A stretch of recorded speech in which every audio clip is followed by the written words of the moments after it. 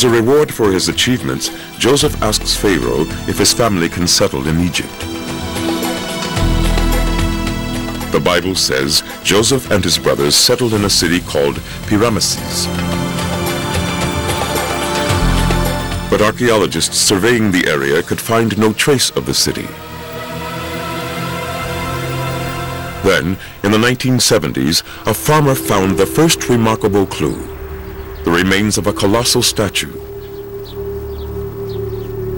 Archaeologist Irina Forster-Muller thinks the statue proves that this was the site of the city mentioned in the Bible.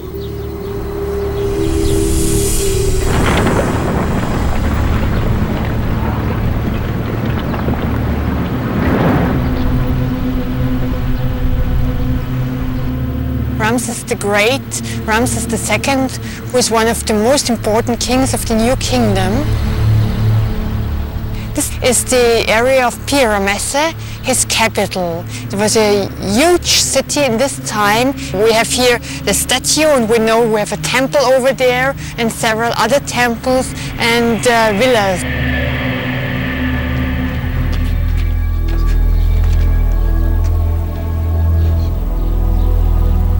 The find raised hopes that this was where Joseph had settled and was reunited with his brothers.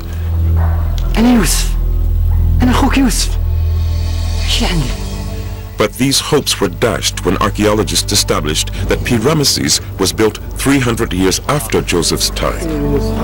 In addition, there was no sign of a Semitic presence at all.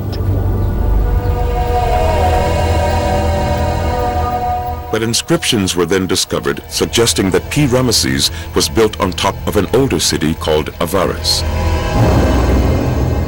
If they could find it, then maybe they could find Joseph. We know from ancient sources that Avaris must be located in the south of Ramesses, of the former capital of Ramses. So the excavators who were searching for Avaris, they started in the south, and they finally discovered it and could attach the name Avaris to the things we were excavating. Then they found it.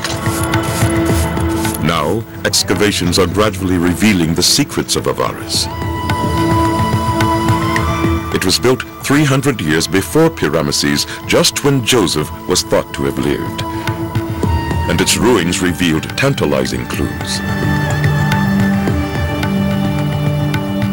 Although most of the buildings were Egyptian in style, one area was distinctly Canaanite. But the most compelling evidence of a Semitic presence came from inside the houses.